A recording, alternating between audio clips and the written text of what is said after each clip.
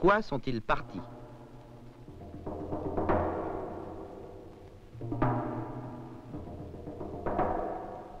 Pourquoi sont-ils morts?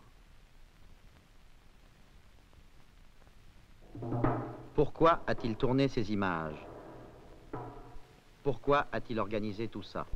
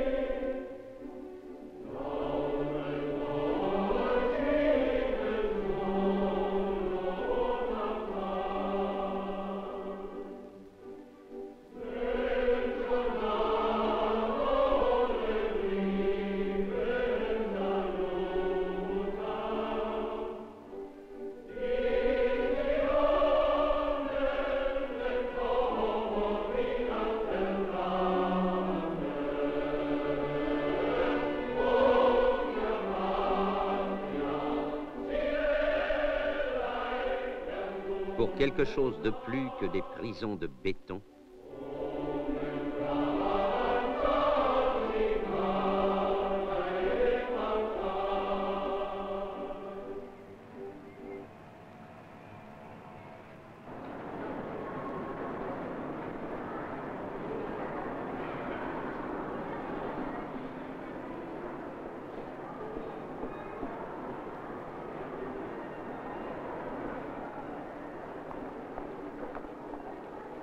pour quelque chose d'autre qu'une vie souterraine conditionnée,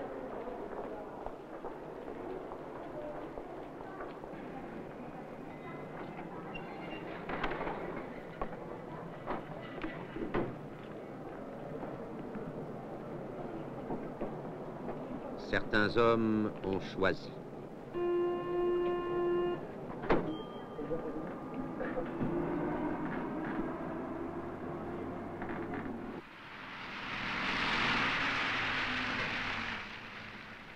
Dont celui-ci. 232 rue de Rivoli, s'il vous plaît. Bien, monsieur. Et cet autre. Encore englué dans la ville.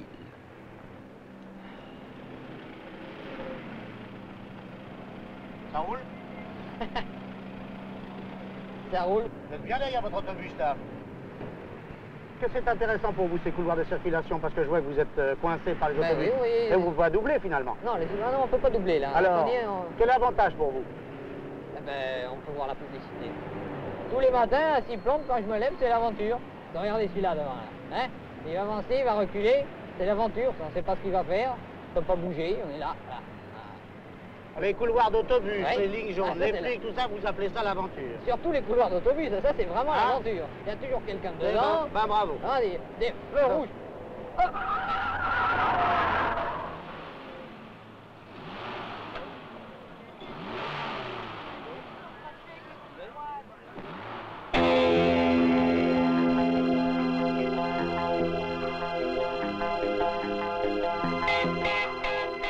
Ils ont choisi le large, où il y a un peu plus de place sans doute, mais où il reste à savoir si ce sera plus facile.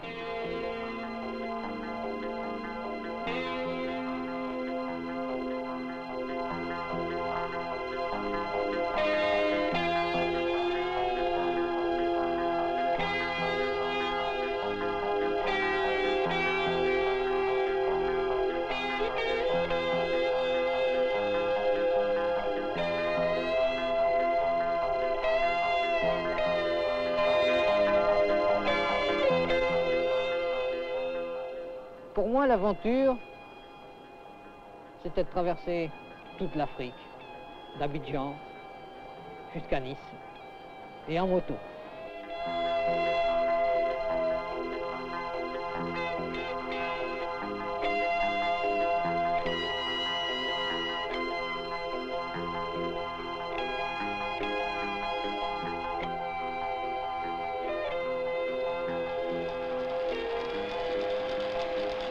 vois, ce rallye, je l'ai fait pour des gars comme ça, tu vois, le véritable amateur, le gars qui a toujours rêvé de l'Afrique et puis qui n'y a jamais été, qui n'a jamais pu y aller.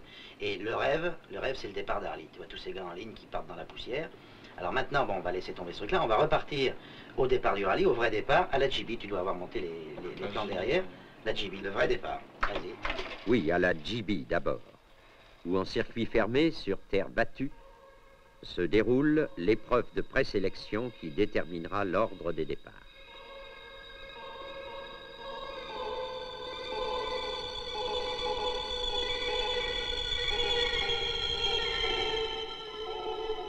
Épreuve obligatoire pour tous les concurrents. Parmi les plantations de café et de cacao, sur cette vraie terre d'Afrique, où la poussière n'est pas la dernière au rendez-vous.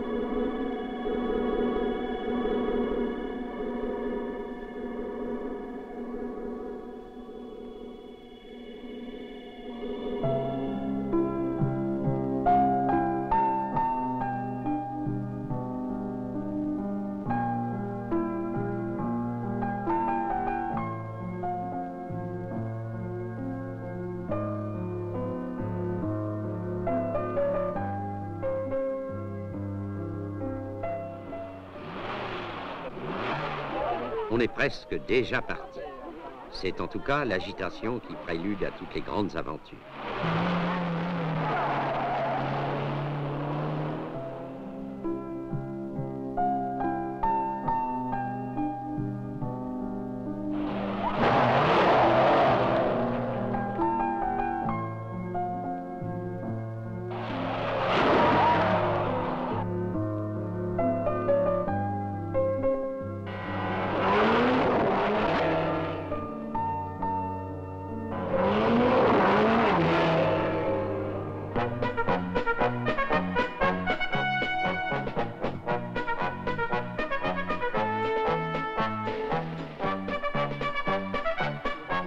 Surtout jouer sur le système d'échappement qui est un petit peu plus vite que d'origine.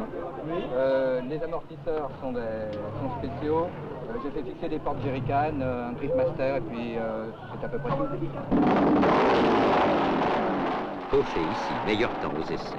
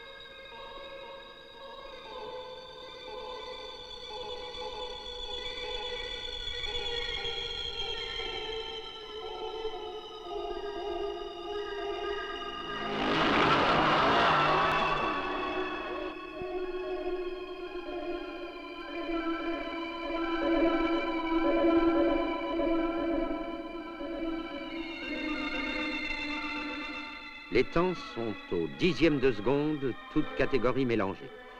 Mais ce sont déjà des secondes qui comptent, car les embûches ne manqueront pas tout au long des 10 000 kilomètres à venir. N'est-ce pas, monsieur Bertrand? Tiens, regarde Christine, c'était le saut le plus spectaculaire.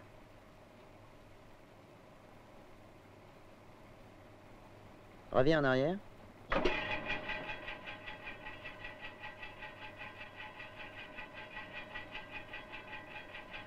Regarde ce saut.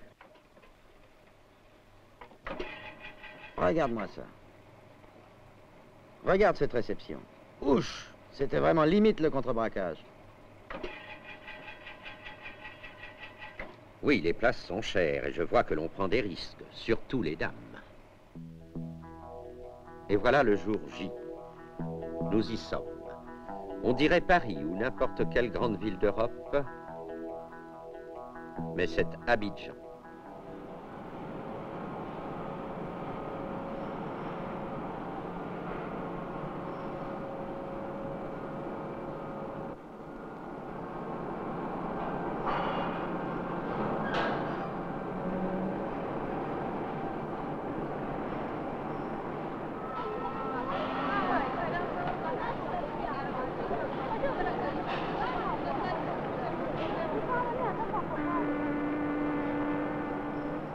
C'est Abidjan, la belle capitale moderne de Côte d'Ivoire.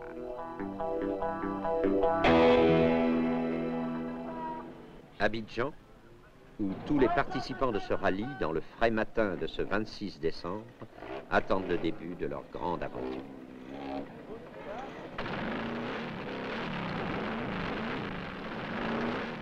Deux motos partiront en tête. Deux KTM 400, celle de Fauché et Kérel, devant le buggy de Montcorgé-Guégan, la Honda de Bayard, le motard sans peur et sans proche, et la Peugeot de Deladrier.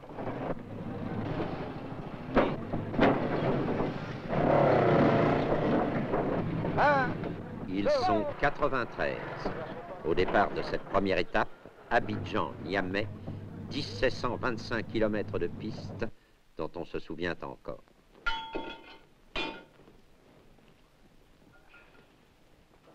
L'étape d'Abidjan à Niamey a vraiment été une étape très facile pour nous. D'ailleurs, on est parti avec 1 heure de retard au départ, car on a eu du mal à se réveiller. Et puis, on s'est arrêté pour déjeuner à Bouaké. On s'est arrêté 2 heures, 2 heures et demie à peu près. Et après, on s'est relayé tout le long du chemin. On a passé les frontières de Haute-Volta tranquillement et du Niger. Vraiment, ça s'est passé sans problème. En moto, c'était pas pareil, parce qu'on était tout seul et donc pas possible de se relayer. Et le problème, c'était de trouver un peu de temps pour dormir pendant les 30 heures que durait l'étape. Et bon, bah, il est certain qu'on peut difficilement rouler pendant 30 heures sans s'arrêter pour se reposer un peu. Et en roulant pendant 30 heures, c'était le temps imparti pour étape, ça faisait 55 de moyenne sur des pistes. Alors, on roule beaucoup plus vite qu'à 55 km/h, mais on s'arrête quand même pour ravitailler, on s'arrête pour passer une petite croûte. Et il fallait en plus s'arrêter un petit peu pour dormir. Et 1750 km sur la carte d'Afrique, on se rend pas bien compte, mais ça fait, à l'échelon européen, ça fait, quand on regarde une carte, ça fait à peu près Lyon-Gibraltar. Ça fait quand même déjà un grand bout, sans s'arrêter, en s'arrêtant très peu. Alors c'est là que ça a commencé à apparaître. D'ailleurs, je crois qu'il n'y a qu'une quinzaine de motos qui sont arrivées dans les temps. Enfin, dans les temps, dans leur temps idéal.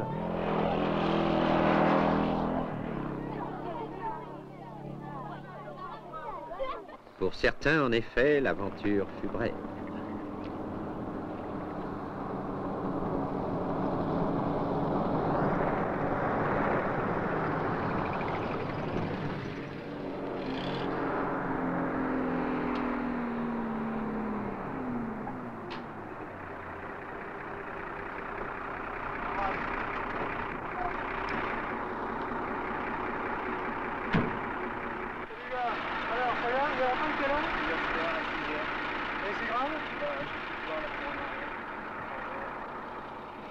Complètement idiot ce truc-là. J'ai vu des gars qu'on avait, ouais. J'en ai une autre à Niamey, le rechange. Bon, t'en as pas de rechange là? Si, à Niamey. À Niamey, délai de 10 heures retour, c'est terminé pour toi alors? Je suis retour depuis une heure. Bon alors c'est râpé. Ouais. Bon alors la moto dans le camion, hein, on rentre tout et on se tire. D'accord? Ok, bon.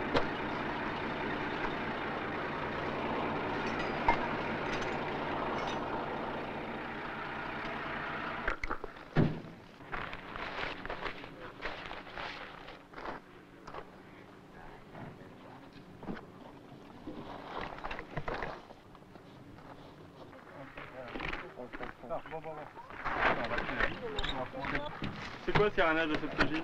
Hein? Je sais pas. C'est de la fille, là. Je sais pas. Allez, Hardy, les gars!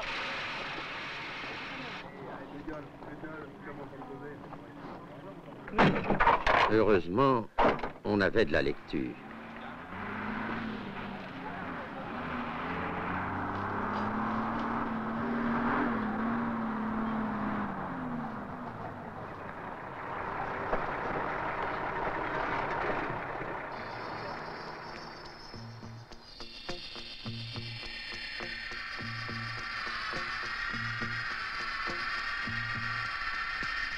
1725 km, ça ne se fait pas en un jour. Et les nuits tombent vite en Afrique.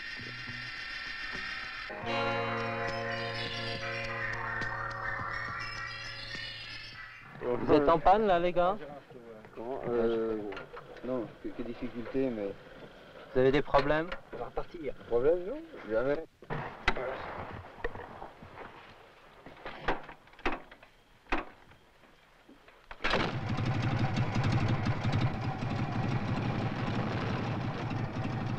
Éclopé de la nuit qui se réenfonce dans la nuit, pas pour longtemps. Encore vous, messieurs? Encore Cette nous. fois, ça a l'air beaucoup plus grave. Hein. Mais là, vous en êtes Qu'est-ce qui s'est responsable. passé? On voulait faire la course avec vous, alors on était obligé de rouler comme des malades.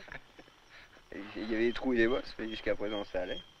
Puis celui-là, j'ai vu une vague de taches d'ombre, puis c'était pas... C'était pas un trou, c'était un trou. Un énorme trou.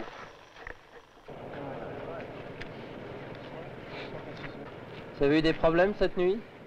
Mais on est parti d'Abidjan, ça allait bien. Et hier à 3h30, on a cassé la trompette en deux, hier après-midi.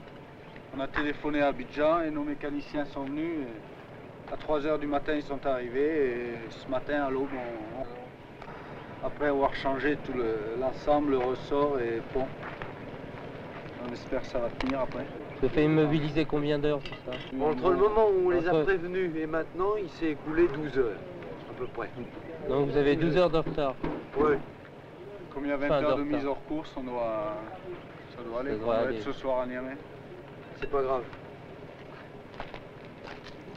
Tu amènes Bien. les... Ça aussi.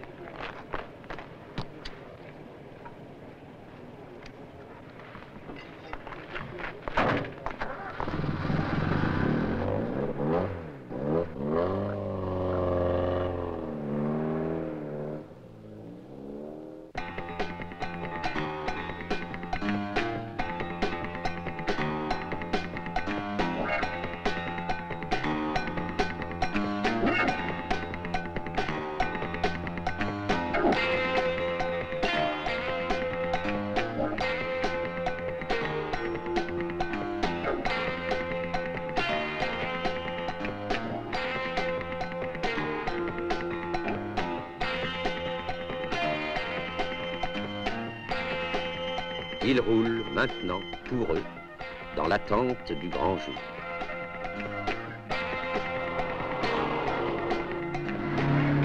Ils roulent ou s'arrêtent. Yveline va mettre le pied sur le frein.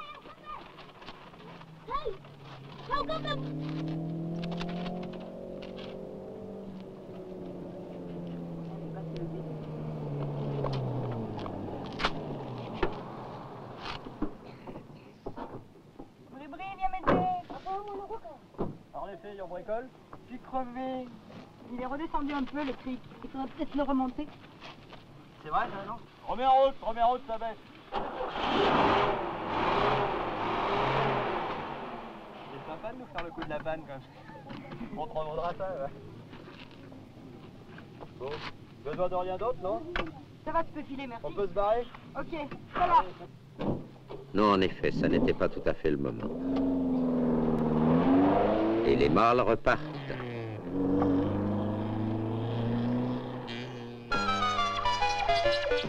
Et voici que l'on croise des chameaux. Voici qu'on approche des centres habités, en contournant, tant bien que mal, la vie active du pays.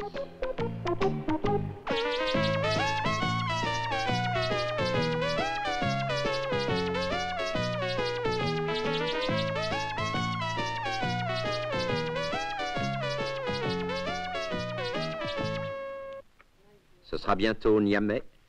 On a déjà passé Bouaké, Bobo-Dioulasso et Ouagadougou, sans trop de casse.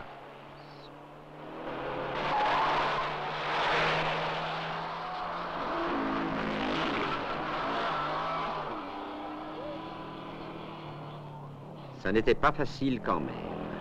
Tout le monde a dit que 80 à l'heure de moyenne, c'était facile à tenir. vu sur le papier à Paris avec des étapes, des chemins qu'on ne connaît pas, c'est pas évident.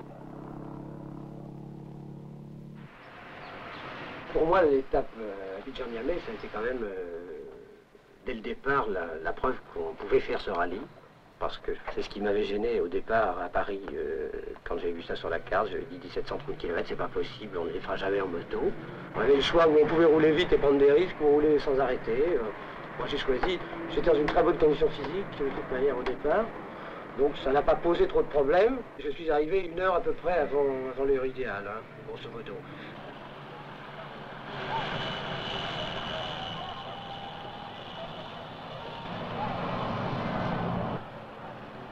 Arrivé suffisamment à temps, en tout cas, pour méditer un peu sur les avantages respectifs du chamelier et du motocycliste.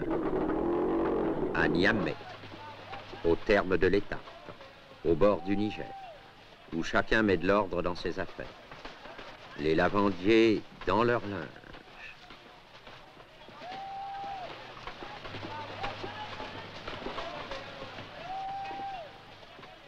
Et les concurrents, fatigués mais heureux dans leur mécanique et leur pactage en pièces détachées.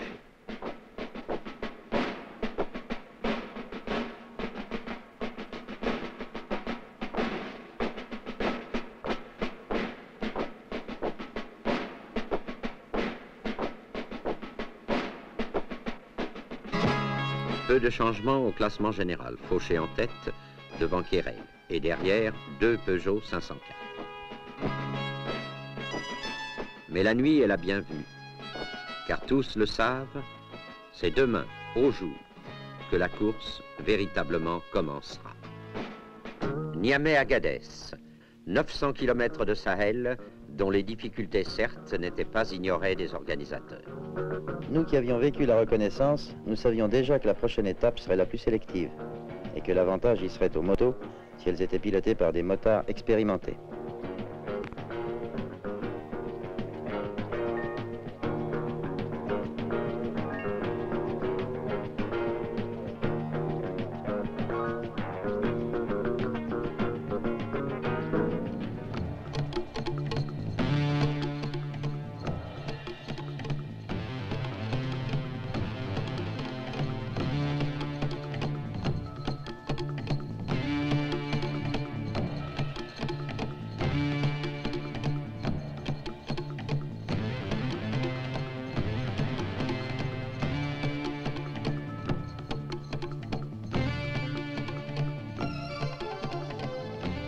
Ce que nous allons voir tout de suite, une fois précisé que les voitures classiques à 2 roues motrices y eurent beaucoup de mal à choisir leur chemin entre la piste principale, principalement ensablée, les pistes parallèles qui n'étaient guère meilleures, alors que partout ailleurs, les épineux se révélaient excellents pour les pneus.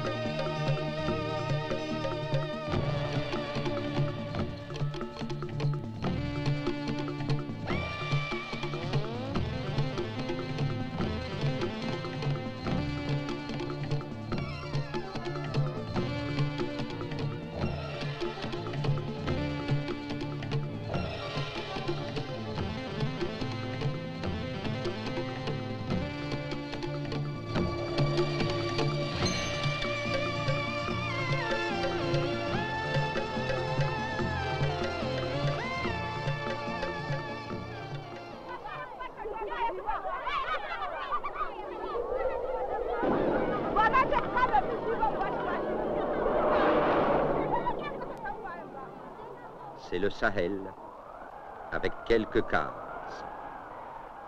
Et c'est aussi un peu de casse pour Marie Ertaud.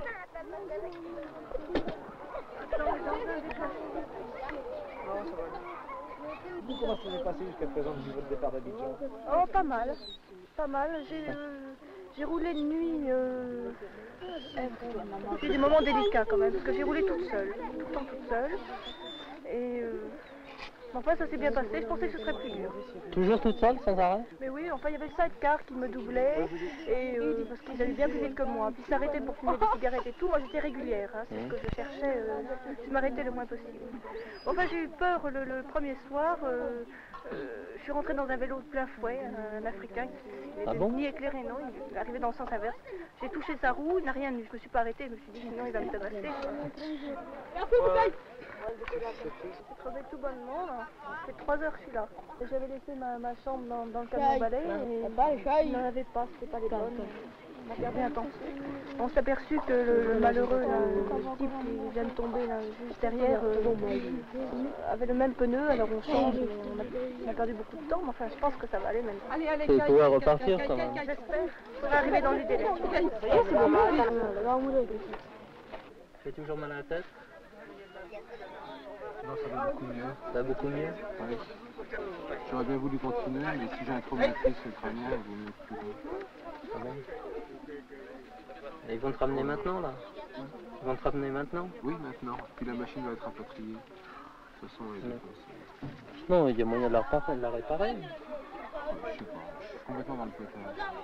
Je me souviens avoir vu le repérage sur mon compteur filingué. Je devais y avoir 1 kilomètre. Et après ça, le noir absolu.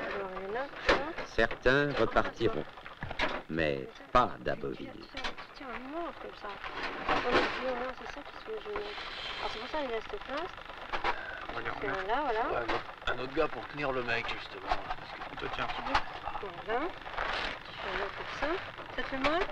Léger, quoi. Là. Et là, il faut repasser par là. C'est pour ça que c'est là, c'est mieux. Tu lui baisses vachement. Comme ça. Voilà. Alors là, on va te foutre un bras en écharpe. Et comme ça, tu seras impeccable. Mais normalement, tu vois, il faut mieux lui baisser, mais là... J'ai fait doubler par une voiture. Et dans la poussière, j'y voyais plus rien. Et j'ai pris un pavé en plein dans la roue avant. Et j'ai décollé tout de suite, quoi. Je me suis envolé. À plus de 100 à l'heure. C'était quand, ça, ce matin? C'était ce matin, oui. Et ensuite, tu as réussi à remonter, tu es reparti? Bah, j'étais chaud, j'ai pas tellement senti la douleur. Et puis, j'ai essayé de repartir. Tu es reparti? Je suis reparti et puis j'ai tenu jusqu'au sable là-bas. Oui. Et puis dans le sable avec un bras, j'arrivais pas et je suis retombé. Et... Tu es retombé une deuxième fois? Oui, puis bon, j'ai compris que c'était fini. Alors on remet ça l'année prochaine. Rémi Louvel non plus. Petite chute sur la bosse là. J'avais pas mal remonté, j'avais doublé les Honda. Je suis parti une bonne heure après eux ce matin et je leur avais mis 3 bons quarts d'heure dans la vue avant de tomber. Et qu'est-ce que tu penses de l'épreuve là malgré ça? Bah, pas très dur, très roulant. Oui. Et pas très dur. 2-3 pièges comme ça, j'en ai évité 2. Oui. Et puis le troisième qui tombait dedans. Voilà. Mais c'est une étape vraiment qui était à l'avantage des motos ici. Hein. Ah oui, un maximum. Ouais. Tu passais vachement plus vite que les voitures? Certains passages, 30-40 bornes de mieux, ouais. Oui, nous, vous voyez passer, je crois que c'est les ranges et puis les motos qui ont fait la décision. Ah, vraiment, oui, vraiment. Et je crois que si Laurent ne déconne pas, l'autre motobécane sera au bout tout à l'heure. Eh ben, je pense qu'elle sera à l'heure.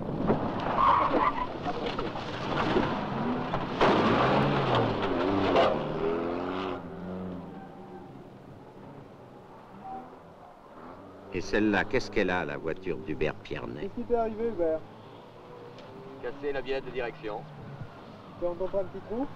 Un gros trou. Et là derrière, là. On a cru vraiment finir ici. Hein.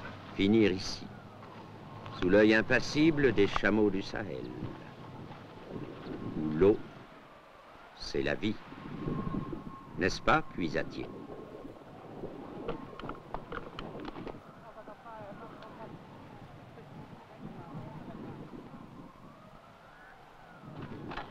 Et Lopez répare, il n'aime pas l'eau. Ça va venir, mon pote, on n'est pas encore arrêté, je vais te dire. Ah, pas une petite bière qui va nous arrêter. Alors oui, cette belle pièce. Tu vois, les vannes, elles doivent être droites normalement. Elle est droite. On la garde en souvenir.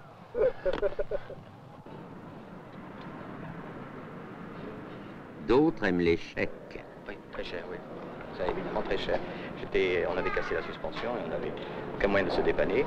Est arrivée à ce moment-là la voiture d'assistance de Ladrière et on savait qu'il y avait à bord une suspension et son frère, puisque c'était son frère qui était responsable, a longuement réfléchi, mais on lui faisait tellement de peine qu'il a cédé, mais moyennant un chèque important de 20 000 francs nouveaux et qui correspondait exactement à la prime que son frère devait gagner s'il arrivait premier à Nice.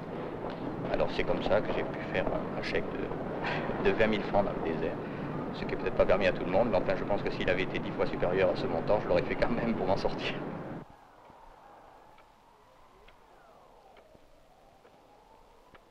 Et après Filingué, c'est Tahoua, et quelques villages encore avant Agadez.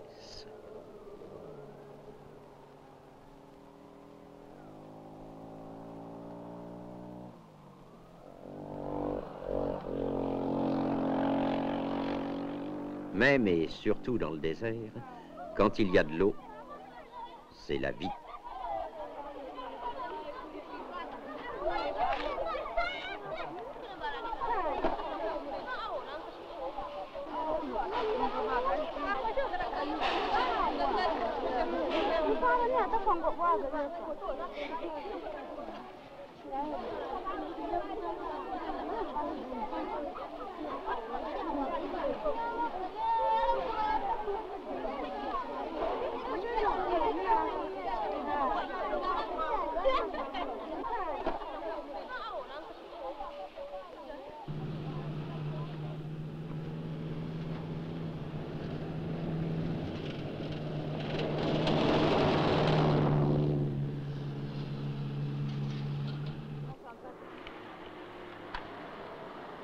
D'Acremont première à Agadez.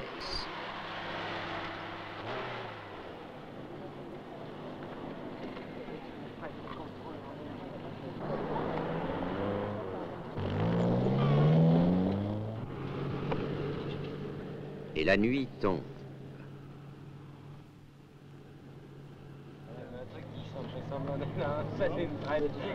Plus personne n'arrivera avant la nuit.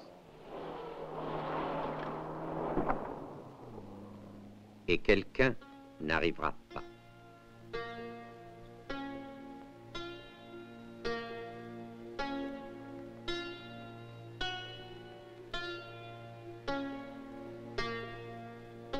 Quelqu'un qui s'est tué dans la nuit pour quelque chose de plus.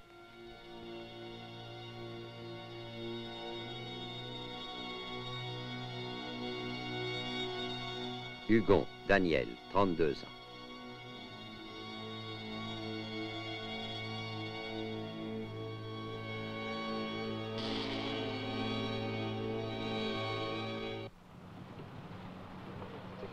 Et puis j'ai coupé les deux pour être sûr qu'on ne soit pas en T'as pas un bout de scotch Tiens, Tahoua au petit matin. Tahoua où de nombreux concurrents ont passé la nuit. Tahoua, étape pour le camion balai surchargé sur cette route d'Agadez où au terme de l'épreuve on allait enregistrer une surprise de taille. Un équipage féminin en tête, pilotant une 2 roues motrices, Christine d'Acremont et Marie-Pierre Palailly. Ensuite, une Range Rover, Mauche, Vigoureux et Toth, devant la Citroën de Vanson et Privé-Blin, sur Range Rover également. La première moto, c'était celle de Kérel, 8e au classement général. Et ils se retrouvèrent tous ici, mélangés, dans la capitale des Touaregs, aux portes du désert.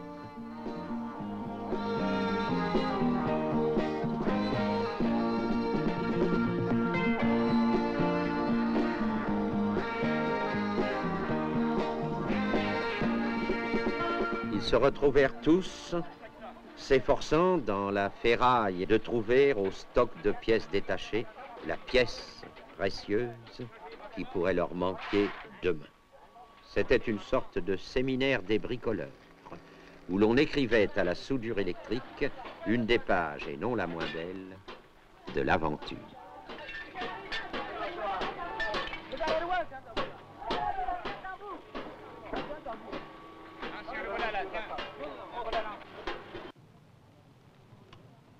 Agadez, Arlit.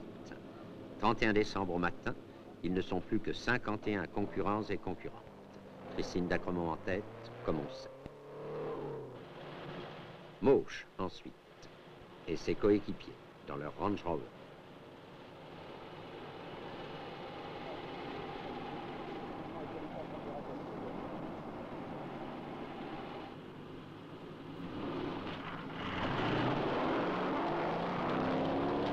Vanson, l'anglais du rallye, avec Bichat.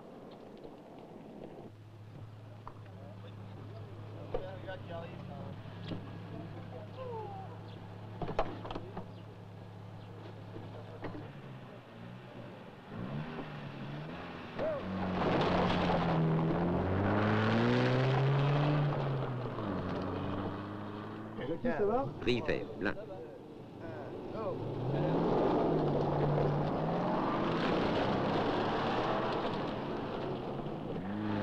De la Drière, Swinen, ils sont 7e en Peugeot 504. Et Querel et Fauché, 8e et 9e, les premiers motards. Une autre moto, celle de Fenouille, 14e. Assef et Madame, assez loin au classement, 30e.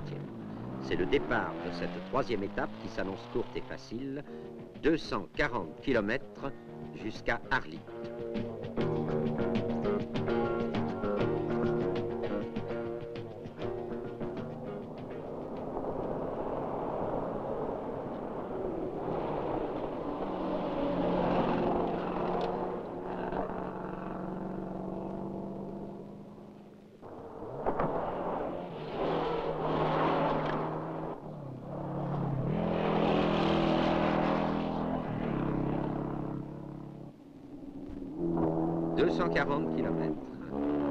Mais 240 km avec des surprises.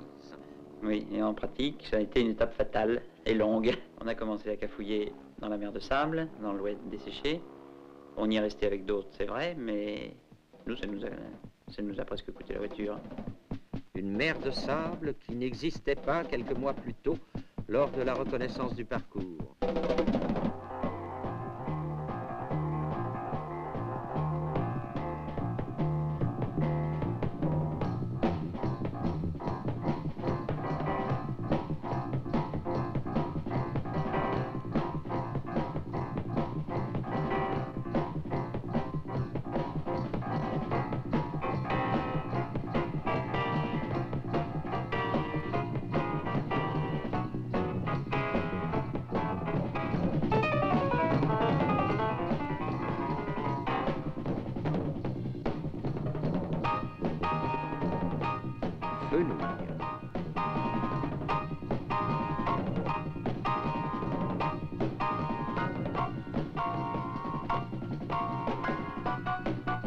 Quant aux autres, c'est une succession d'arrêts ou de chutes.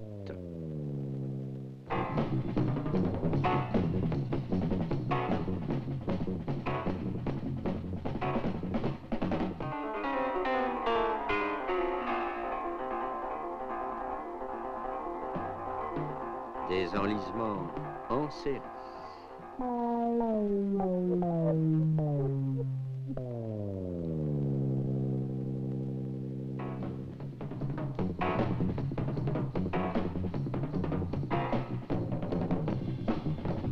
Malais.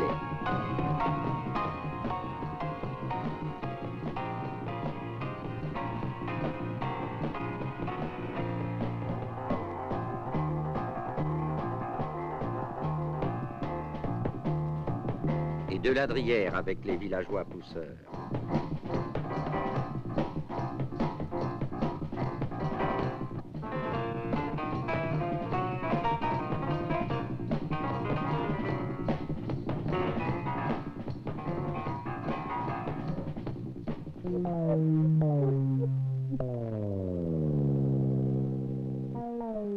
Le vrai piège, quoi.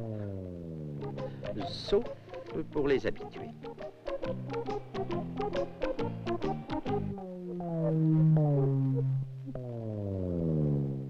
Mais qu'était-ce donc que ce machin-là? C'était du fèche-fèche joliment mou. Et les 5 voitures, je me souviens bien, ils sont restés en même temps. Ça faisait un bel arc de cercle. Les 5 voitures plantées. J'ai même vu un Toyota en difficulté.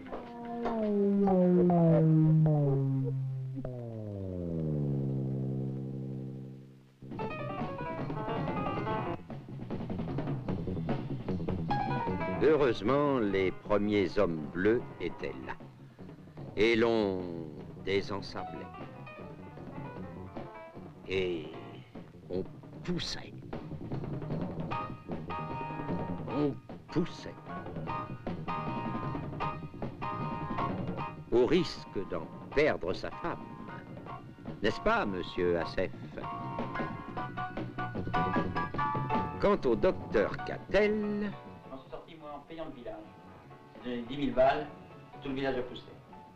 Et ils s'y sont mis quand même, ça a été assez rapide. Et puis un petit peu plus loin, en voulant doubler une 504, qui nous a pas vus d'ailleurs, c'est pas de la faute de la 504.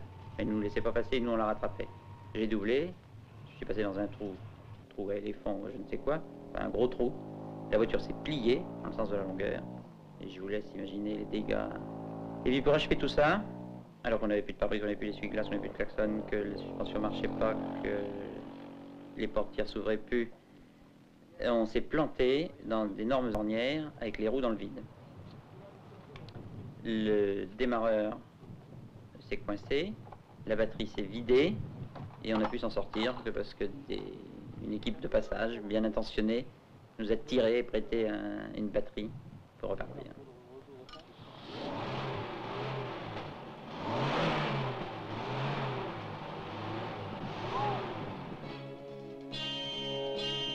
Mais la plus malchanceuse en l'affaire fut bien la première du classement général, Christine d'Acremont. Elle casse en plein désert son arbre de transmission. Ça ne pardonne pas. Mauche passait donc en tête, en direction d'Arlit. Arlit, si proche et si loin à la fois. Mauche et les autres, ceux que le sort avait épargnés sur cette lande inhospitalière, dans ces étendues quasi désertiques.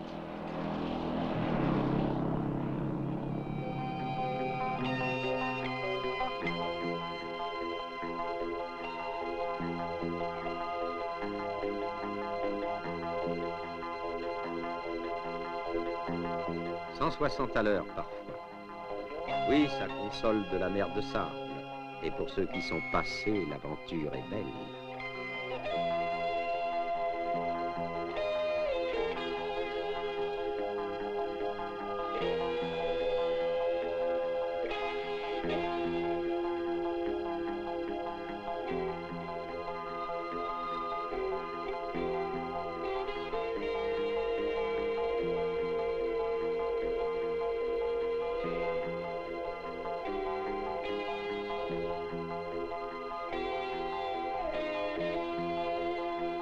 Vers Arlit, donc, vers la ville artificielle bâtie de toutes pièces par les hommes, parce qu'il y a là de l'uranium.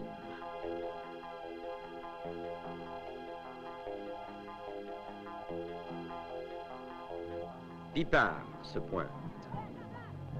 19e à Agadez, 20e ici.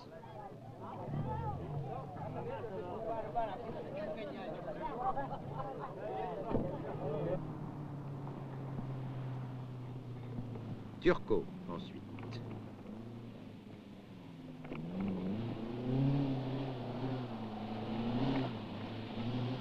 C'est l'homme au vérin d'acier, dont le système ingénieux se révéla d'ailleurs si précieux dans cette étape. Et non, pas de cric, messieurs, un vérin central.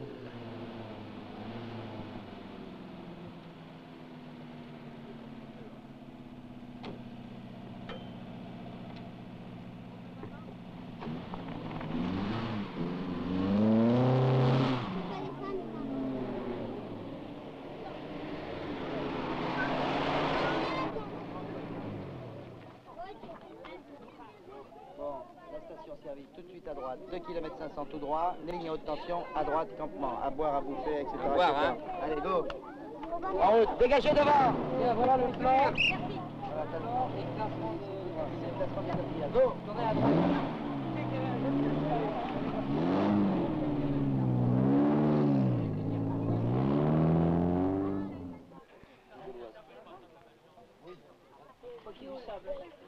À l'arrivée d'Arlit, on s'est fait un peu remarquer quand même. On n'était pas en avance. Et à la table de contrôle, on ne pouvait plus ouvrir les portes à cause de la cabriole qu'on avait fait 150 km plus tôt. J'ai dû sortir par la fenêtre. J'ai préparé mon coup pour faire un atterrissage style parachutiste, mais j'ai manqué mon coup. Je suis pris le pied dans l'eau de la portière et je me suis vomi devant la table. Dans l'atelier de la Sommaire. Et là, il y avait vraiment toutes les voitures étalées, capot ouvert, roues enlevées. Enfin, c'était la fine mécanique, par la fine fleur des mécaniciens du rallye. Jean-Jacques a réussi à faire ouvrir les portes, à refaire marcher tant bien que mal la suspension. On a trouvé, alors là c'est quand même étonnant, on a trouvé un soudeur d'aluminium, de fond d'aluminium, que j'avais déjà connu, moi jadis en Guinée, où j'avais exercé la médecine, à Fria. Et sur ma bonne mine, et parce qu'il était bien gentil, il a passé 2 heures à ressouder la boîte de vitesse, le carter de boîte de vitesse qui était fumé. Et souder de la fonte d'aluminium au milieu du désert, ben, il paraît que c'est pas commode. Hein. On soude le carter de la boîte.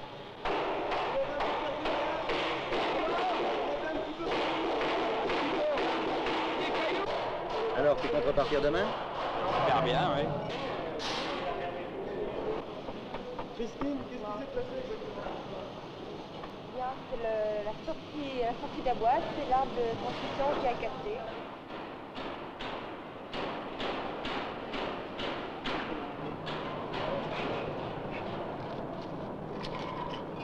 Bribric, je sais bien au classement que tu as des problèmes en ce moment.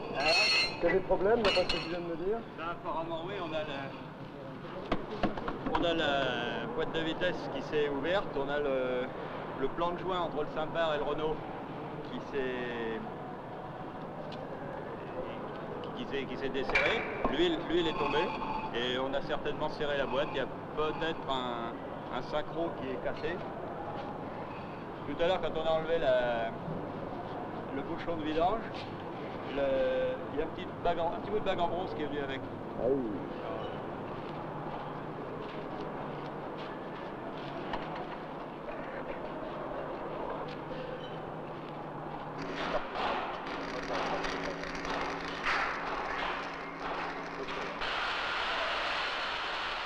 Non, je veux dire que sur une moto, un problème, même s'il y en a un, c'est vite réparé. Il n'y a pas besoin de 3 heures pour changer une boîte à vitesse, des choses comme ça. Enfin, je connais la mécanique, mais je suis pas passionné du tout. Au contraire, ça m'embête plutôt comme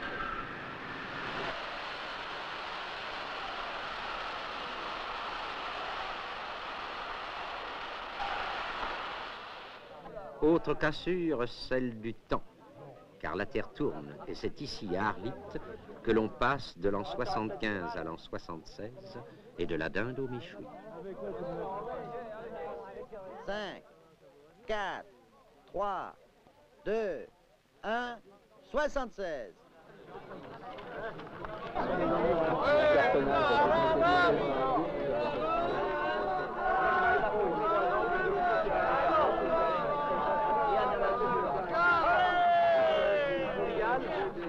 La ça tourne trop sec.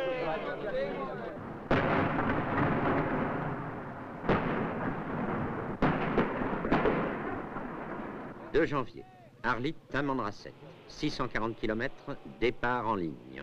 Et puis, vers 6 heures, effectivement, tous les concurrents, moto-auto, se sont trouvés à quelques 500 mètres du départ, où il y avait Jean-Claude Bertrand qui avait un petit peu de mal à calmer tout le monde, arrêter les moteurs, etc. Parce qu'il y en a qui avançaient, on ne savait pas exactement. Et puis bon, couper, stop les moteurs.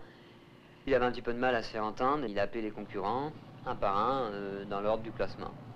Alors le premier, il l'a mis au centre, à quelques mètres de la balise. Le deuxième à droite de ce premier, le troisième à gauche, et panaché de chaque côté, comme ça, jusqu'au dernier concurrent. Certains disaient, faut pas mélanger moto les voitures, regarde la poussière, etc. Jean-Claude Bertrand a réuni tous les concurrents Une fois qu'on était placé, c'est-à-dire une fois que tout le monde était bien en place, etc., le moteur arrêté sur la ligne, il nous a expliqué qu'il allait se mettre sur un fût de 200 litres à 500 mètres en avant et qu'il allait tirer une première fusée rouge. À cette fusée rouge, il fallait mettre les moteurs en marche et qu'il fallait attendre la fusée verte suivante pour démarrer. Et que celui qui volait le départ serait exclu de la course, ainsi que celui qui renversait le fût sur lequel il était monté.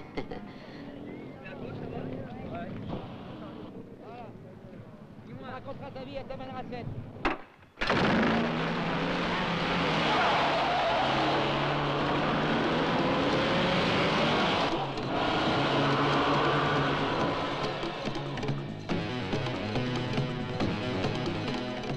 Moi je me souviens, ma moto a pas très bien démarré, c'est-à-dire, enfin, je me suis pas pressé parce que je pensais qu'il y aurait plus de temps entre les deux fusées. Ce qui fait finalement que quand la fusée verte est partie, j'étais encore au feu rouge. Alors, je suis parti en retard. Oh, en retard, enfin, 20 secondes, quoi. Et puis, il y avait effectivement beaucoup de poussière.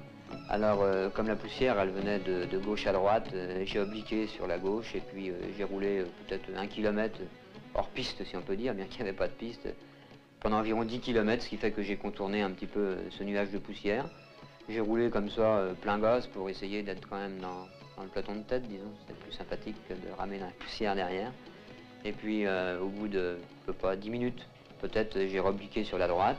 Et puis, à ce moment-là, il y avait peut-être 2-3 voitures devant, et il y avait 2 motards dans Fauché, avec lesquels je roulais tout le temps. On s'est remis côte à côte, et puis on a commencé notre chemin.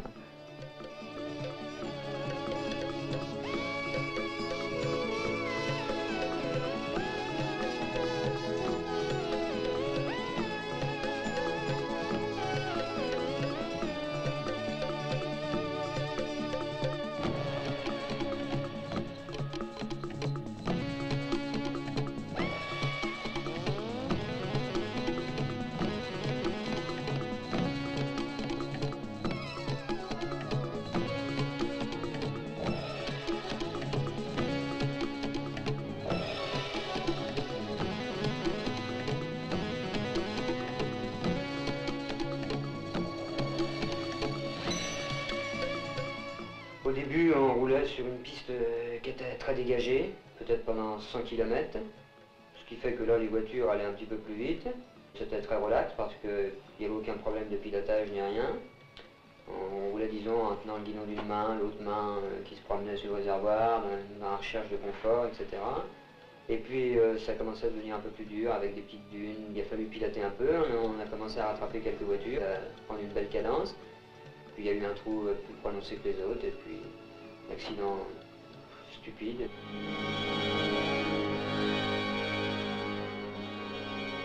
Et c'est ici qu'a joué la solidarité.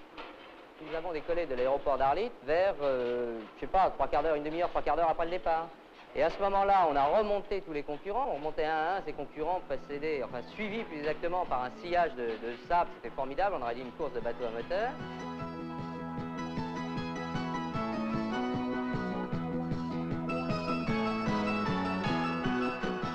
Et c'est à ce moment-là, nous sommes arrivés à peu près au bout d'une demi-heure, 3 quarts d'heure de vol. Nous sommes arrivés et nous avons vu ce feu, nous avons vu toutes ces voitures arrêtées. Alors entre Jean-Michel, le pilote, et Jean-Claude Bertrand, l'organisateur, ça a été très court. On a dit, bon, ben, faut risquer le tout pour le tout, faut se poser.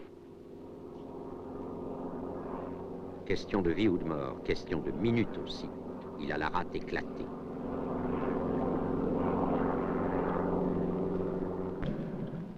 Quand nous sommes approchés, on a vu des tas de mains en l'air avec des chiffons. Ils agitaient des chiffons, des casques, tout à fait conformément à l'explication que nous avions eue la veille au soir. Et très rapidement, avec Jean-Claude Bertrand, qui était en place droite comme copilote d'ailleurs, on a décidé de l'évacuation de Quirel. Ça paraissait vraiment urgent.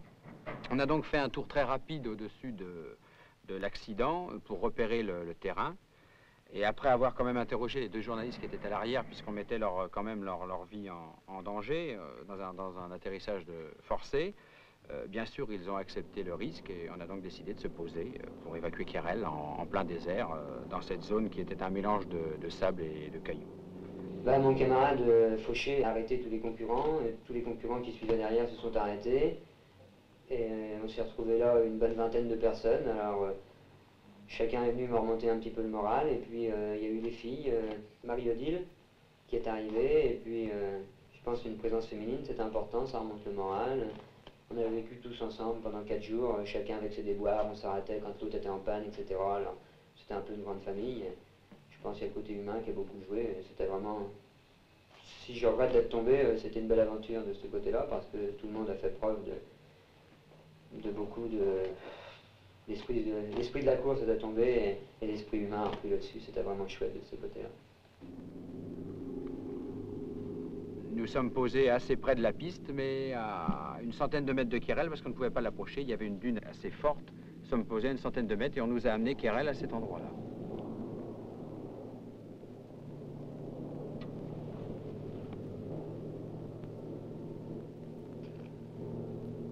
On nous a amené Quérel, on a passé d'ailleurs la civière par le devant. On a baissé tous ces sièges ici. Et on a passé Quérel en longueur dans l'avion. Et on a fait rentrer Quérel comme ça. À partir du moment où on m'a chargé dans l'avion, il a fallu faire descendre 2 journalistes. Et Jean-Michel Sinet, le pilote, a fait disposer des véhicules de part et d'autre de la piste qui semblait la meilleure. Le sol n'était pas très bon, ça tanguait un peu. Et au bout d'un certain temps, l'avion a décollé. Alors ouf, tout de suite, le pilote s'est retourné. Jean-Michel a eu un grand sourire et puis il m'a dit « ça y est, c'est gagné ». Il m'a touché la main, il m'a dit « c'est gagné ». Moi, je me suis retourné vers Jean-Claude Bertrand qui était à côté et puis on s'est fait un clin d'œil. Donc nous sommes restés dans le désert, l'avion est reparti et les concurrents sont partis 1 à 1, ce qui fait qu'on s'est retrouvés tous les deux en plein milieu du désert, tout seul. Puis il y a des anecdotes drôles, il y a une voiture de tourisme par exemple qui est passée, donc quand on est tout seul dans le désert, on est toujours content de voir quelqu'un. Et cette voiture, tout à fait, est passée à côté de nous à 100 à l'heure, sans s'arrêter. Vraiment trouvant tout à fait normal que 2 pèlerins soient assis au milieu du désert avec un sac, un journal et tout ça. Ils sont passés à côté de nous à fond, sans s'arrêter. Je ne sais pas, mais je pense qu'il y a eu très peu de gens qui ont été seuls comme ça au milieu du désert pendant 2 à 3 heures, tout seuls, sans rien d'autre qu'un sac et une bouteille d'eau. C'était très chouette finalement.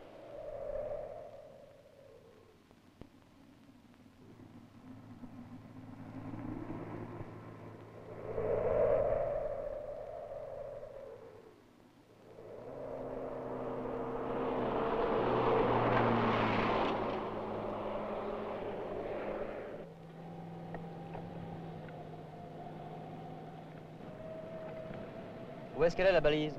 Je ne revois plus l'autre. Ah ben, il faut dire que maintenant j'ai mis un peu les pieds dans le plat là. Attends, voilà un petit peu sur ta gauche là-bas, regarde, voilà. Ok, d'accord. Passe, même passe.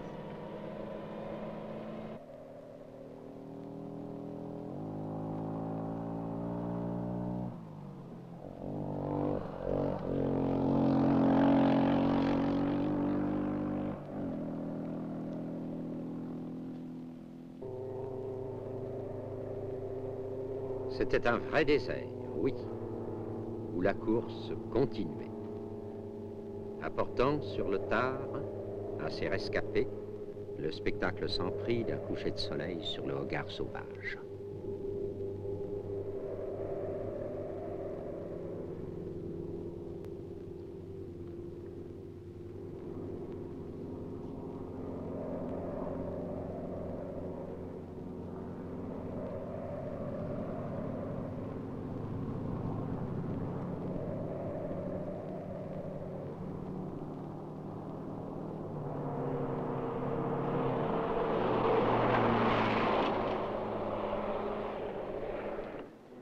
Mais on revint vite à la mécanique, avec Dodo et Poupou qui avaient gagné 2 places au long de ces 600 km. Bien, à l'étape de Tamanrasset, on était en 2e position en 2 roues motrices et ma foi, on comptait arriver à Fès tranquillement puisqu'on avait 30 heures pour faire la liaison de 2600 km. Par Insala, El Golea, Gardaya, Lagouad, Tlemcen, Oujda. Une étape de 30 heures au moins, une sorte de liaison sans fin, où l'on allait pendant les 600 premiers kilomètres faire connaissance avec la tôle ondulée la plus épouvantable de tout le rallye. Parce que la tôle ondulée, croyez-moi, ça se coupe. Là, la tôle ondulée, vous m'avez dit qu'elle était très très très forte, à tel point que j'avais un plombage à une dent et je l'ai perdu. Bien qu'il ne pleuvait pas, il y avait 30, 40, 50 cm d'eau. Et ma foi, on a passé pas mal d'oueds successivement et ma foi, ça s'était bien passé. On a eu à un moment donné environ 600 mètres où Vraiment, on pensait pas pouvoir s'en sortir tellement il y avait d'eau. On avait de l'eau à peu près jusqu'au phare.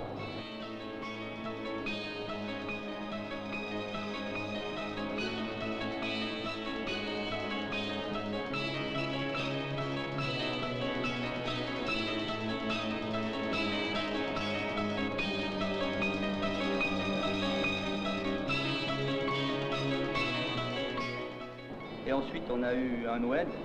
Et là, l'oued, c'était, ma foi, assez difficile. La voiture s'est engagée à un oued qui était, ma foi, suffisamment large. Et puis, il y avait un peu un creux au milieu. La voiture a plongé donc dans l'oued et on est parti en travers. On a reculé environ 15 mètres. Et ma foi, la voiture s'est calée dans les rochers. Il y avait du courant. Alors d'abord, voilà comment ça s'est passé. On est d'abord sorti de la voiture, on s'est accroché au poignet. Puis, son mari est devant. Puis on a commencé à se poser des questions. Et puis ensuite, l'eau est montée, elle est montée, elle est montée. Puis nous aussi, on est monté sur le capot. Mais le courant était très fort à ce moment-là, puisqu'on est resté à peu près une demi-heure, 3/4 d'heure accroché au pare-choc. Duhamel, à un moment, a essayé de venir nous amener le câble directement. Et puis, il a été emporté par le courant et on a eu, ma foi, très peur pour lui. La voiture est restée 4 heures sous l'eau jusqu'au pare-brise, dans un lit de boue, pratiquement. Et ma foi, le lendemain matin, on a entrepris le démontage. Alors il a fallu déculasser, sortir le carter, nettoyer les soupapes, les pistons, enfin, et puis remonter ça avec des vieux joints. Enfin, ma foi, la voiture, elle nous a ramené jusqu'à Nice. D'autres eurent également affaire avec le même genre de problème.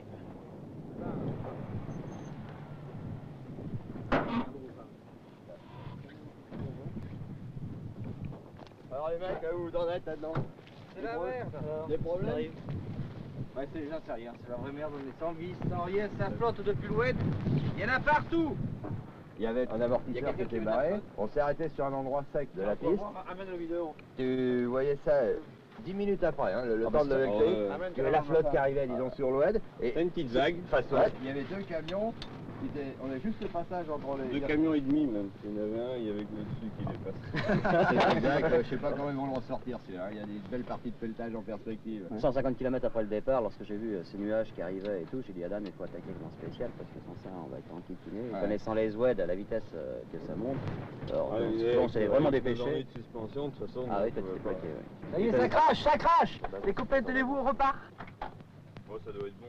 Point mort, hein. T'es au point mort? Non, ça fait rien. Débraille. Vas-y, Vas-y, alors. Merci.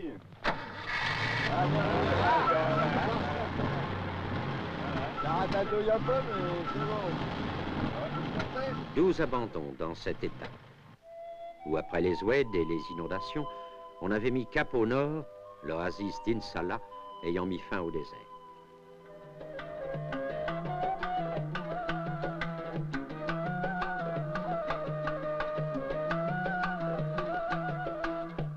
On retrouvait enfin la civilisation nord-africaine, avec la capitale des artisans, où nous vous convions quelques instants sur le marché des peaux, de la laine, du tissage à la main, des souks.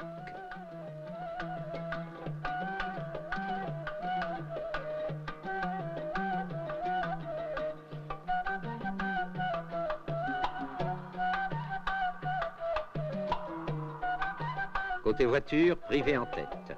Pour les motos, Gilles Mallet. Mais un autre garçon avait payé de sa vie sa soif de liberté. Michel Lutz, 29 ans. Et la presse se déchaînait.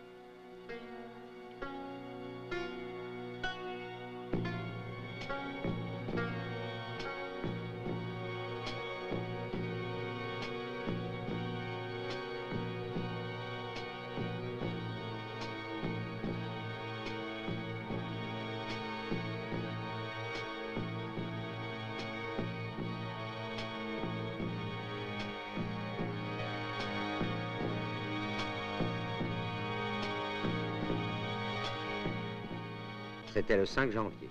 Il restait 2 étapes. J'avais prévu 2 étapes spéciales entre Fès et Casablanca. Mais il y avait trop de neige dans la deuxième, il m'a fallu l'annuler et mettre coefficient 2 à la première. Pour nous, c'était fantastique. À bord du Vasmer de surveillance, nous survolions Privé et Briavoine qui se suivaient à quelques secondes. Et puis un morceau de route emporté, pourtant signalé au roadbook, une fausse manœuvre de Briavoine, sa boîte à vitesse se bloque, il a perdu toutes ses chances de gagner. Après, depuis Tatint, là, on allumait bien, on arrive, on le voit, tac, la boîte cale. Il y a 6 mois au Maroc, tu vois là-bas, le pied du rocher, j'étais arrêté là-bas. Là, aujourd'hui, on a quand même fait 500 mètres de plus. 15 ans, ça sera bon. Ah, c'est la 3e fois que je fais demi-tour, j'ai pas encore vu le bout. C'est pas tout perdu aujourd'hui, peut-être, mais enfin, c'est très mal parti.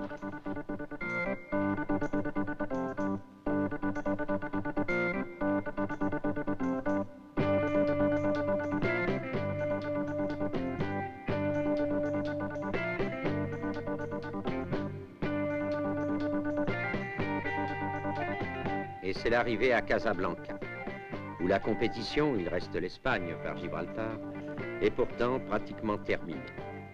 Terminée pour les concurrents sans doute, mais pas pour les organisateurs. Sans nouvelles de 2 de leurs 3 avions de surveillance et de sécurité, du camion balai et de quelques retardataires.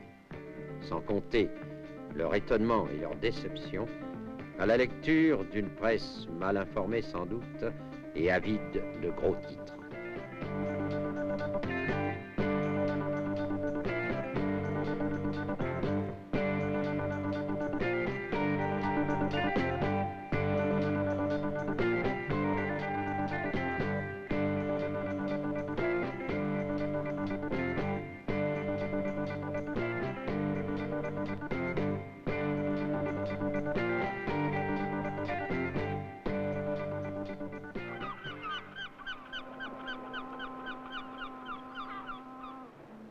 « 9 janvier, Tanger.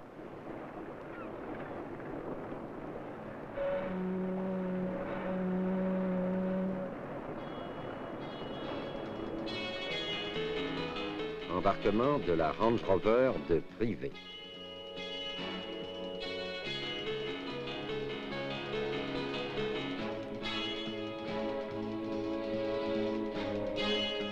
Et du camion Mercedes, enfin retrouvé, et dont le chauffeur, Pierre, une fois sur la terre ferme, si j'ose dire, fait part aux concurrents de ses impressions personnelles.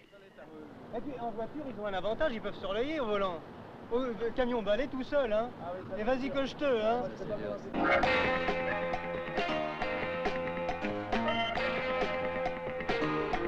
Et je vois pour le camion balai, moi je trouve que pour tenir la cadence, hein, pour rouler sans arrêt, hein. Ou alors faire 950 bornes par jour, hein, ou 800 bornes par jour de moyenne. Hein. Alors, à 70 à l'heure au maximum. Oh, on s'est planté 2 fois. Une fois dans la côte de sable entre Pilingue et Tawa. Attention, il y avait pas mal de motos dessus, il y avait une quinzaine de personnes à ce moment-là, puis il y avait une R12 en remorque. Hein. Alors la R12, elle s'est collée sur le ventre, hein. Alors naturellement, c'est planté. Enfin, c'est un petit détail. Hein. Il y avait 10 motos. Hein. Ah oui, il y avait 10 motos. Il y avait 10 motos. Une vingtaine dedans. L'étape n'était pas très dure, elle était longue, quoi. Mais Niamey-Agadez, c'est impossible de faire dans les délais en partant si tard le matin.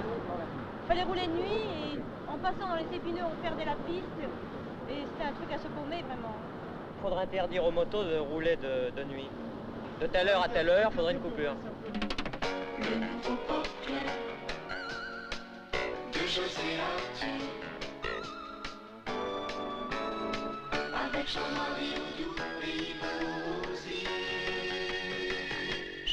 Arthur.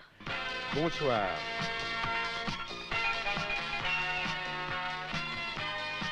Et c'est la toute dernière étape, le tout dernier bout de route, le plus facile, mais sans doute aussi le moins passionnant, car au bout, c'est le retour à la ville, au métro, à la cohue, à l'égoïsme. Alors une dernière fois, on va se souvenir de ce que l'on a fait et des difficultés rencontrées qui ne furent pas toujours celles que l'on pensait. Un micro est là pour les entendre. Le premier, toute catégorie, vous avez un micro sûrement. Hein, comment vous appelez-vous? Jackie Privé. Et ensuite, le vainqueur moto. Comment vous appelez-vous? Gilles Mallet. Là, c'est la première fois qu'il y avait une compétition aussi rude entre des 2 roues et des 4 roues. Ça a été décrié un peu dans la presse. Est-ce que vous estimez que le parcours Côte d'Ivoire, Côte d'Azur avait été soigneusement balisé, établi et tout? Balisé, on ne peut pas parler de balise puisque c'est sur les pistes du désert. Il y avait des bidons. Oui, il y avait des bidons. J'ai lu ça dans la presse. Il y avait des bidons dans un petit secteur qui était très court d'ailleurs, c'était entre Arlit et Tamanrasset.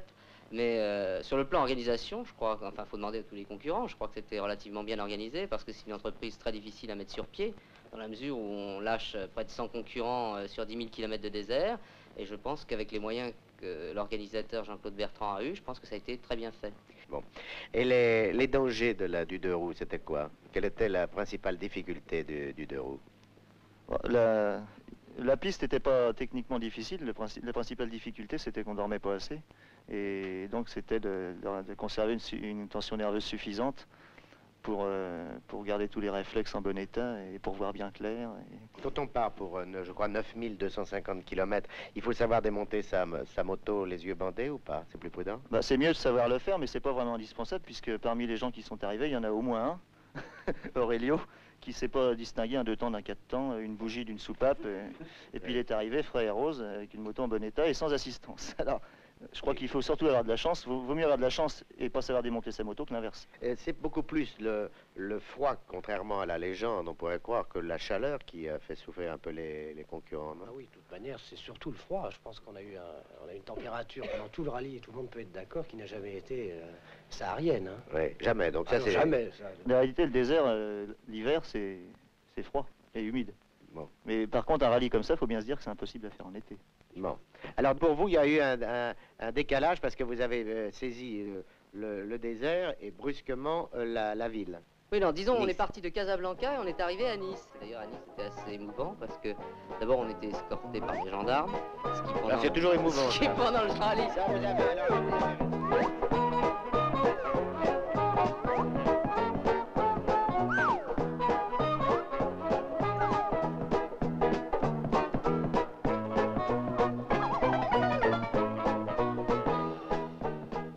arrivé dans Nice au milieu d'une haie d'honneur. Referez-vous ce chemin l'année prochaine si on vous le demande? Peut-être en voiture. Oui. Peut-être pas en moto. Et vous le ferez à moto? Non.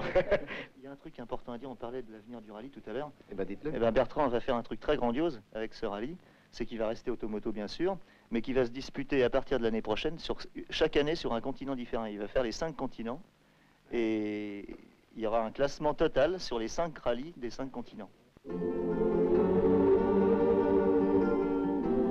C'est vrai, ce fut sans doute un rallye dur, mais ce fut surtout une aventure exaltante.